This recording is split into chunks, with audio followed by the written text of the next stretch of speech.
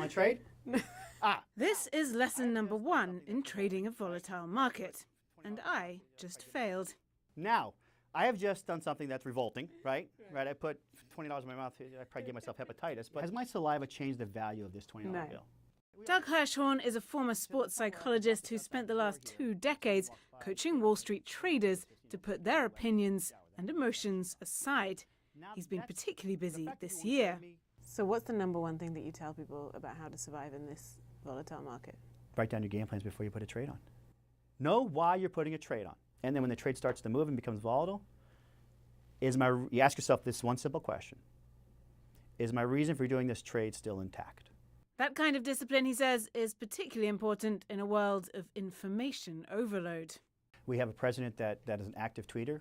President Trump tweeting this morning, oil prices getting lower, great. Just had a long and very good conversation with President Xi Jinping. And it's not just the volume of real-time information that sparked the recent market swings. I do think it's not a bad time to shift toward defense. I think the Fed has gone crazy. We think this is a bull market correction. It's the nagging sense that the US economy is heading for a turning point.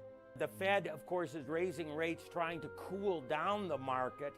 Usually when we get unemployment this low, we do get a recession within the next 2 or 3 years. And yet, despite those alarm bells, experts say this is not the time to overreact.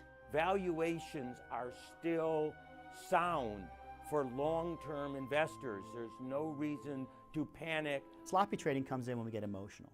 Doug Hirschhorn says in this market, too many people are making that mistake. And his message is clear. Want to trade now? Whether it's a chewed $20 bill that will eventually dry out, or an oversold stock ready to bounce back, sometimes in volatile markets, it's best to do nothing at all. Clare Sebastian, CNN, New York.